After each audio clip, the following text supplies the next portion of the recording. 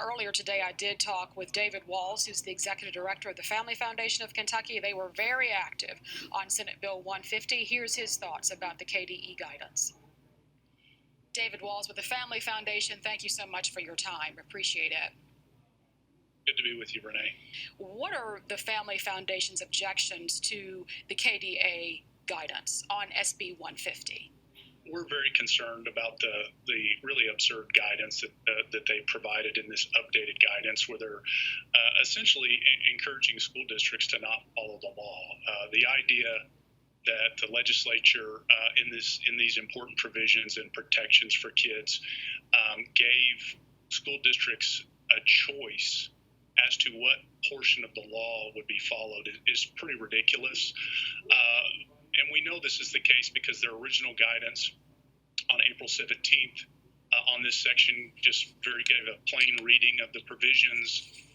This was well understood by advocates on both sides, by lawmakers, by the debate that happened when this was on the floor. So really, it's unfortunate to see a continued politicization of the KDE putting out guidance and encouraging school districts to essentially not follow important provisions of SB 150. We will have heard from Commissioner Jason Glass that it was upon a second review by the attorneys where they found that language to present some problems and potential lawsuits for school districts. Does that not hold any kind of persuasion in your view? Do you believe it's an intentional dodging of the law by issuing this guidance? We absolutely do. And unfortunately, Renee, as you may be aware, there has been a series of very politicized guidance put out by the KDE under Commissioner Glass. This goes back to prior to the last school year, where they put out the guidance on pronoun usage that trampled on parental rights.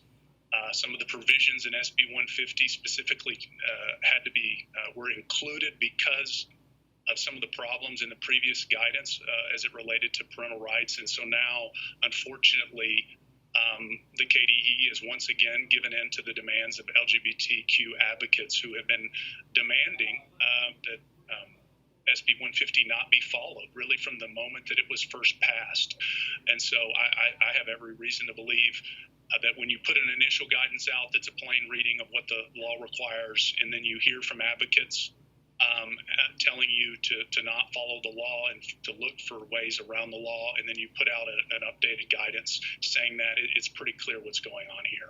What has been the Family Foundation's support and the arguments that you've made in support of SB 150? All along, the Family Foundation's been very vocal in support of this legislation. Why? Yeah, there's several important parts of this bill as it relates to the guidance and the issue we've been talking about here. These are just very straightforward provisions, broadly supported, that simply just say that we shouldn't teach children in K through 5 human sexuality or sex education topics, not appropriate at all, and that if they're taught in grade 6 and above, that parents need to have the ability to review and opt in.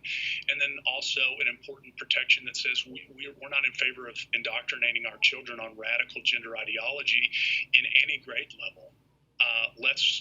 These are important protections. We know, unfortunately, that some of these topics have been taught in age-inappropriate ways in schools. So these provisions are age-appropriate protections for kids that empower parents.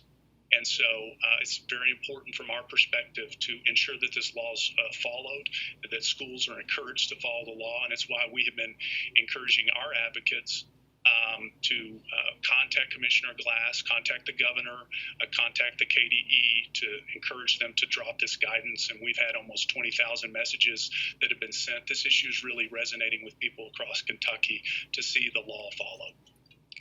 There are some concerns about the language when it comes to discussion of sexually transmitted diseases, and even as far as helping young girls understand the biological changes that are happening to their body when it comes to menstruation. Do you believe that that is too far? Is that right in line with what the Family Foundation would support? So if you're talking about human sexuality, sometimes sex education topics, again, SB 150 just says that those topics are not appropriate in elementary school, leaves those decisions up to school districts in grades 6 through 12, but simply just requires that school districts get an affirmative opt-in from parents. And so I think that's a well-balanced framework for school districts in Kentucky, and so I think it would allow local school districts to make decisions about what they think should be taught, but just simply ensure that parents are informed and have the opportunity to have a say. David Walls, thank you so very much from the Family Foundation. We appreciate a few moments of your time. Renee, appreciate the opportunity as always to talk with you.